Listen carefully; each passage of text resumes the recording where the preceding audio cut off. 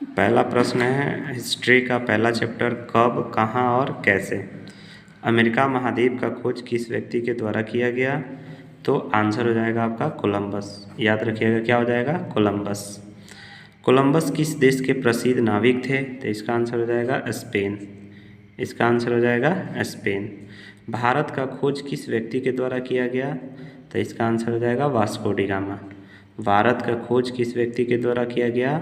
Vasco da Gama के द्वारा। Vasco da Gama कहाँ का नाविक थे? तो आंसर हो जाएगा पुर्तगाल। वास्को डिगामा कहाँ के नागरिक थे? नाविक थे पुर्तगाल। हिस्ट्री ऑफ ब्रिटिश इंडिया नामक किताब किसने लिखा था? जेम्स मिल ने। किसने? जेम्स मिल ने।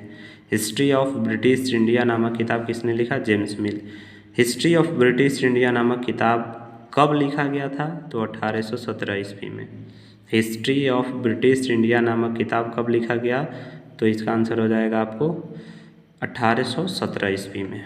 अगला प्रश्न है भारत में पहली बार जनगणना कब हुई थी? भारत में पहली बार जनगणना कब हुई थी? 1872 में। चूँकि पहली बार जनगणना हुई थी भारत में, उसका आंसर हो जाएगा आपका 1872। भारत में नियमित रूप से 10 वर्षों के अंतराल पर जनगणना कब शुरू हुआ था? तो ये आपका आंसर हो जाएगा 1881 में। देखिए 1872 और 1881 में 10 वर्ष का अंतर नहीं आएगा, क्योंकि 1872 आपका नियमित रूप से जनगणना शुरू नहीं हुआ था। उस समय जनगणना हो गया, लेकिन 1881 से शुरू हुआ और उसके बाद से 10 वर्षों के अंतराल पे जनगणना आयोजित किया जाता है। अगला प्रश्न है 9 नंबर, भारत में अंतिम जनगणना कब हुआ था? तो ये आपका आंसर हो जाएगा 2011 में। और एक और प्रश्न यहाँ से बनेगा कि भारत में अंतिम जनगणना 2011 में हुआ था, लेकिन अब जनगणना फिर कब होने वाला है? तो 11 में 10 जोड़ दीजिएगा, कितना हो जाएगा? 21। लेकिन आपको ये कुछ कारणों से टल गया है, समझिए कि 21 में नहीं 22 में शुरू होगा, तो एक साल बढ़ ही जाएगा। अगला प्रश्न 10 नंबर है, महान उपन्यासकार मुंशी प्रेमचंद्र की कुछ रचनाएं का नाम लिखना है, आपको याद रखना है। तो पहला उनका रचना है गबन, गोदान, कफन। ऐसे बहुत सी रचनाएं हैं, लेकिन हम कुछ ही रचना लिखे हैं जो थोड़ा सा इम्पोर्टेंट है। अगला क्वेश्चन है 11 नंबर, नमक कानून सत्याग्रह कब तोड़ा गया? नमक कानून सत्याग्रह गांधी जी के द्वारा शुरू किया गया था, जो 6 अप्रैल 1930 को तोड़ दिया गया। उसके बाद अगला क्वेश्चन है 12 नंबर, बंगाल से बिहार कब अलग हुआ था? देखिए बंगाल में पहले 3 राज्य से मिले थे, जो अब बंगाल के लेके 4 हो गया, जैसे पश्चिम बंगाल, उड़ीसा, बिहार और झारखंड। तो बिहार उस समय 1912 ईस्वी में अलग हुआ, जिसमें बिहार, झारखंड और उड़ीसा तीनों सम्मिलित था। बिहार से उड़ीसा को कब अलग किया गया? एक और प्रश्न आ गया कि बिहार से उड़ीसा को कब अलग किया गया? तो आंसर हो जाएगा 1936। 1936। अगला फिर प्रश्न वहीं कि पुनः बिहार का एक और विभाजन हुआ, जिसमें एक और नया राज्य बना, जिसका नाम है झारखंड। याद रखिएगा, पुनः बिहार एक बार विभाजन फिर हुआ और उसका नया राज्य बना, जिसका नाम है झारखंड। आपसे यहाँ से एक और प्रश्न बनेगा कि झारखंड कब अलग हुआ था बिहार से? ये अलग हुआ था 15 नवंबर 2000 ईस्वी को अलग हुआ था। किससे? बिहार से। अगला क्वेश्चन है बिहार में कितने प्रमंडल हैं? एक क्लास में बताया गया है कई बार, बिहार में कितने प्रमंडल हैं? आंसर हो जाएगा 9। कितने जी? 9। आते हैं हिस्ट्री के दूसरा चैप्टर पे। दूसरा चैप्टर है भारत में अंग्रेजी राज की स्थापना। जब भारत में अंग्रेजों का शासन चलना शुरू हो गया, वो आना शुरू हो गया धीरे धीरे, तो उनकी कंपनियां यहाँ पे उनकी राज पूरा चलाना शुरू किए। ये उस चैप्टर के बारे में हम लोग जानेंगे। क्वेश्चन नंबर 16, मुग़ल बादशाह औरंगजेब की मृत्यु कब हुआ था? आपको कितना बार बताया गया है? 1707 ईस्वी। मुग़ल बादशाह औरंगजेब की मृत्यु कब हुआ था? 1707 ईस्वी में। अगला प्रश्न है 17 नंबर, ईस्ट इंडिया कंपनी की स्थापना कब हुआ था? तो आंसर हो जाएगा 31 दिसंबर 1600 ईस्वी में। 31 दिसंबर 1600 ईस्वी में ईस्ट इंडिया कंपनी की स्थापना 31 दिसंबर 1600 ईस्वी में। मुर्शीद कुली खां के बाद अली वर्दी खां बंगाल का नवाब कब बने? तो आंसर हो जाएगा 1740।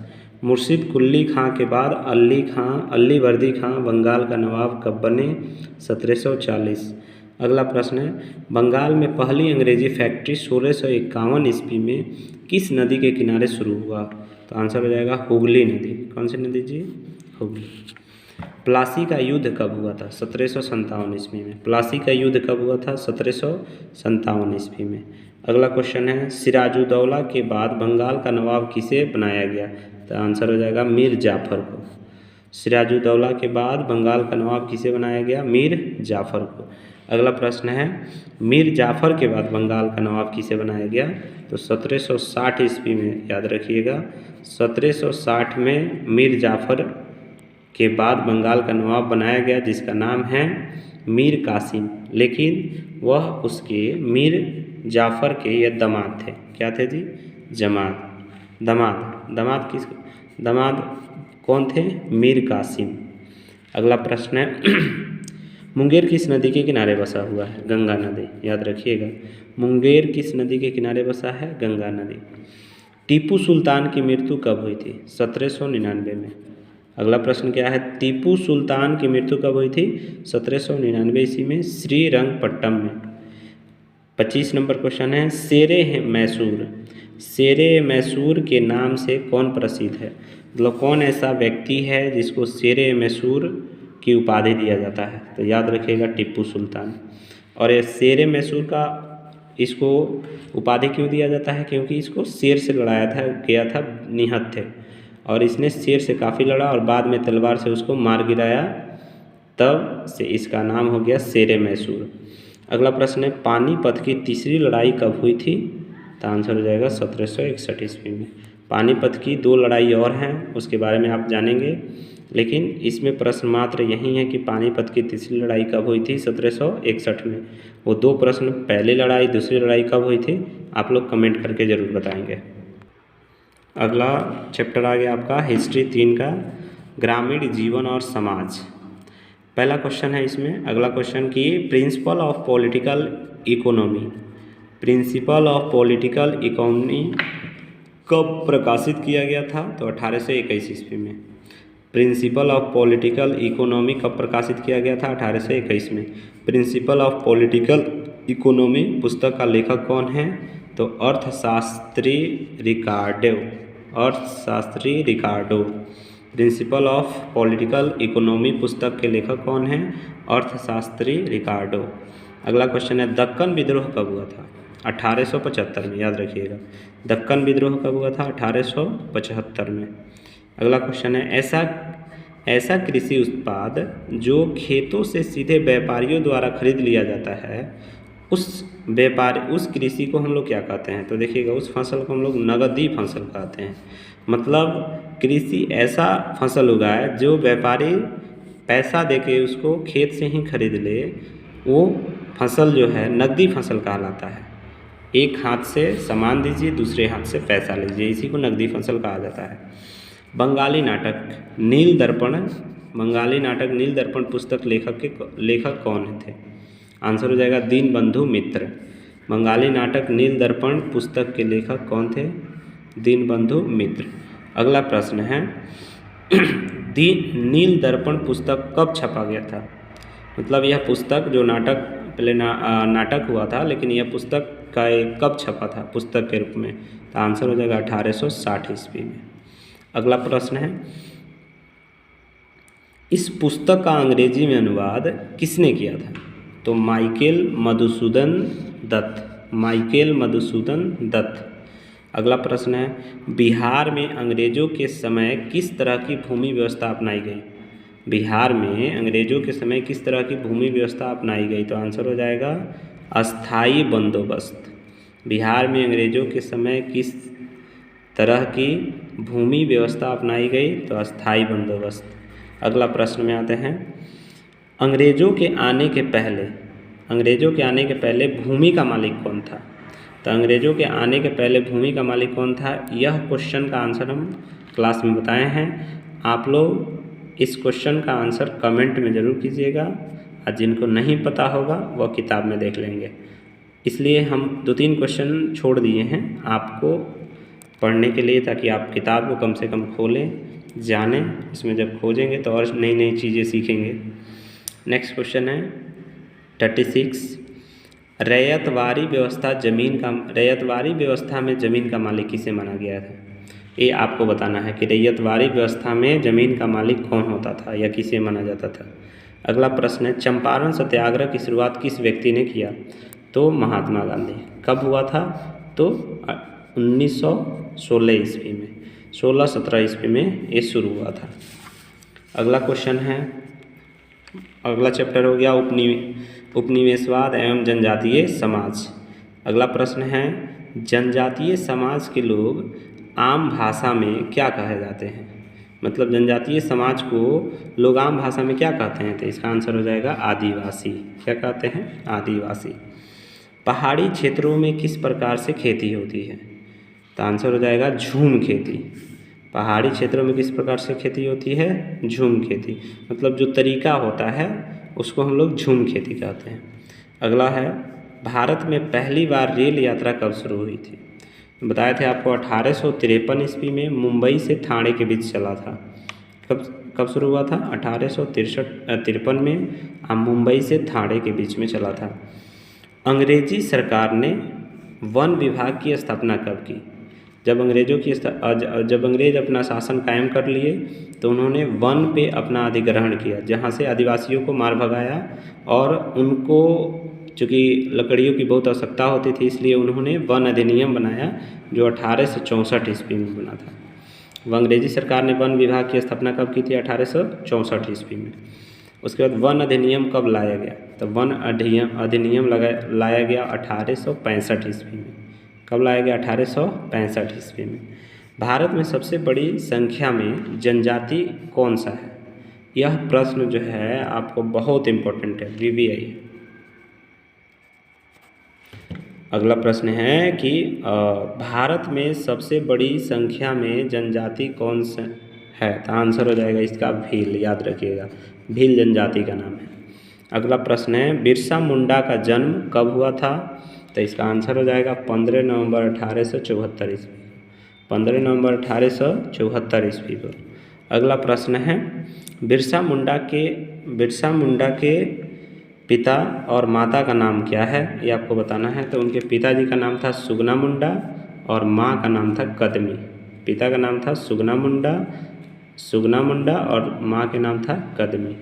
अगला प्रश्न है बिरसा मुंडा ने शुरू में कौन सा धर्म को अपनाया था? जब चूँकि ये आदिवासी थे, इन्होंने क्या किया, बाद में एक धर्म को अपना लिया जिस धर्म का नाम है ईसाई धर्म। बाद में इन्होंने ईसाई धर्म को छोड़कर फिर अपने उसी आदिवासी हिंदू समाज में चले आए। बिरसा मुंडा का मृत्यु कब, किस कारण और कहाँ हुई थी? देखिए एक ही प्रश्न में 3 प्रश्न हैं। बिरसा मुंडा का मृत्यु कब हुई थी, किस कारण से हुई थी और कहाँ हुई थी? तो पहला आंसर कब हुई थी? तो 2 जून 1900 ईस्वी में हुई थी। 2 जून 1900 ईस्वी में हुई थी। और एक बीमारी है हैजा बीमारी, इसी के कारण हुआ था। और कहाँ हुआ था? तो रांची जेल में, जो वर्तमान में झारखंड की राजधानी है। अगला प्रश्न है जादो नांग को फांसी कब दे दी गई? 29 अगस्त 1929 में। 29 अगस्त 1929 में इनको फांसी दे दी गई। किसको? जादो नांग को। नागालैंड राज्य की स्थापना कब हुई थी? याद रखिएगा 1 दिसंबर 1963 को। प्रश्न है नागालैंड राज्य की स्थापना कब हुई थी? 1 दिसंबर 1963 को। अगला प्रश्न है बिरसा मुंडा किस क्षेत्र के निवासी थे? छोटा नागपुर। बिरसा मुंडा किस क्षेत्र के निवासी थे? छोटा नागपुर। अगला प्रश्न 51 नंबर, जो फिर मैंने छोड़ दिया है, इसका आंसर आपको देना है कमेंट बॉक्स में। द्विकु किसे कहा जाता था?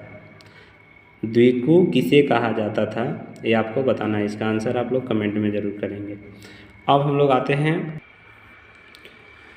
हिस्ट्री का दीर्घ उत्तरीय और लघु उत्तरीय प्रश्न। मार इसमें 4 ही चैप्टर इंक्लूड किए हैं, 1 से लेकर 4 तक हिस्ट्री के।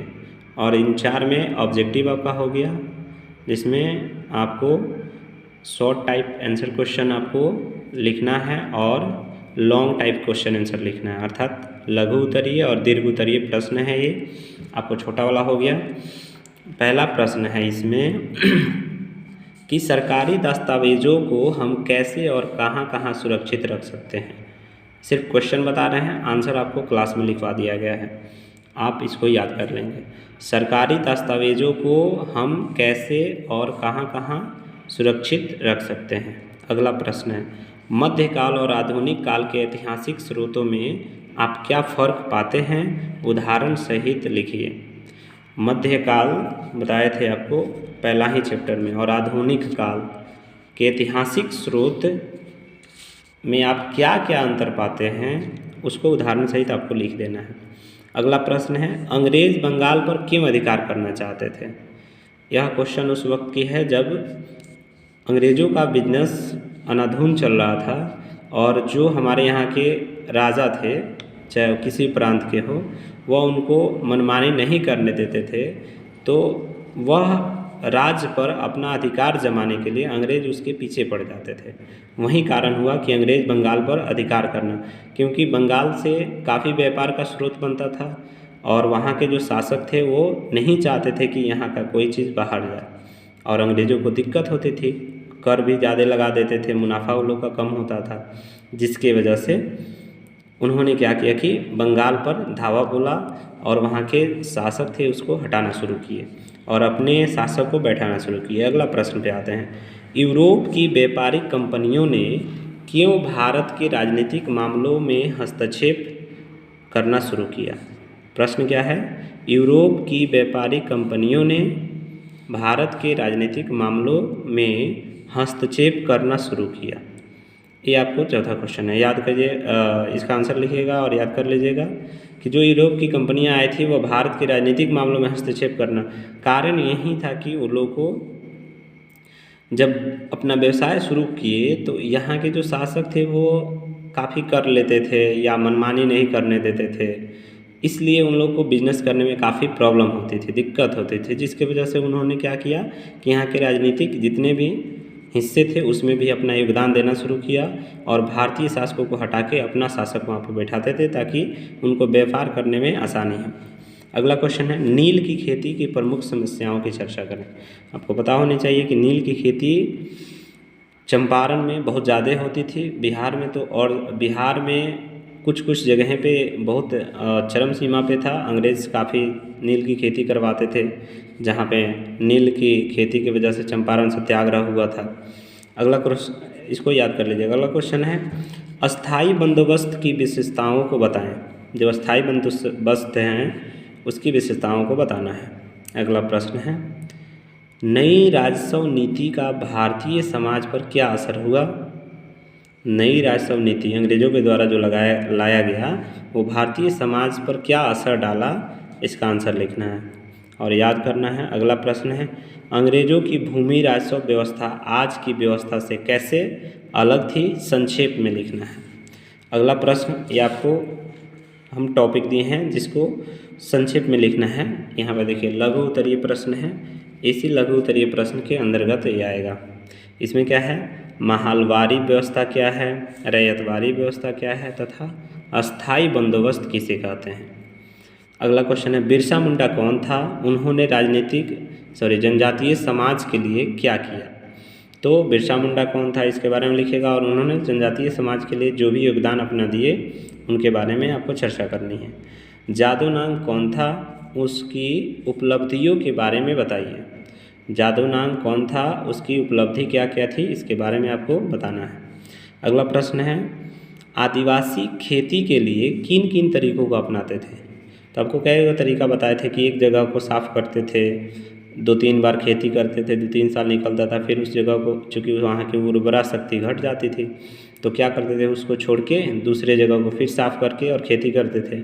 फिर पुनः 2-3 साल वहाँ पे खेती किए, वहाँ की उर्वरा शक्ति ख़त्म हो जाती थी और पहले पे जहाँ वह खेती कर रहे थे वहाँ पे नए घास वगैरह निकल जाते थे, जहाँ को साफ़ करके और उस पर फिर से खेती को करना शुरू कर देते थे।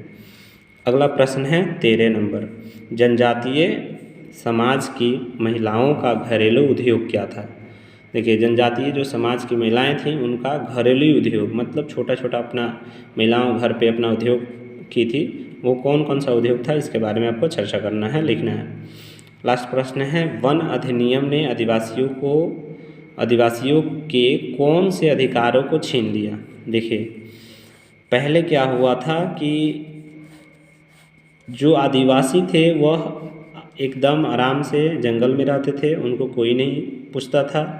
लेकिन जब अंग्रेज आए और यहाँ की लकड़ी लेकर और उसका व्यापार शुरू किए और यहाँ के ठेकेदारों से, यहाँ से महाजनों से मिलकर, तो बेहिताशा जंगलों को काटा गया और जंगलों को काटने से काफ़ी यहाँ पे दिक्कतें आईं, जिसकी वजह से आदिवासी को बहुत प्रॉब्लम होता था। उसके बाद अंग्रेज़ सरकार ने देखा कि कुछ लोग लूट मचाए हैं, पेड़ को काटते हैं, तो उन्होंने क्या किया, एक वन अधिनियम लाया। इस वन अधिनियम के तहत ये था कि जंगल में कोई नहीं जा सकता है और जंगल जो है वो सरकार के अधीन है और जंगल की देख रेख इन्होंने करना शुरू किया, जिसकी वजह से आदिवासियों को बहुत प्रॉब्लम हुआ और वहाँ से वो निकाले गए। तो यही प्रश्न है कि वन अधिनियम ने आदिवासी को कौन से अधिकारों को छीन लिया, आपको बताना है। बस इतना ही प्रश्न है। इसी 14 में से आपको कोई प्रश्न दिया जाएगा 4 से 5 और उसमें 51 प्रश्न था, उसमें से आपको 20 से 25 क्वेश्चन दिए जाएंगे, आपको इसका आंसर लिखना है।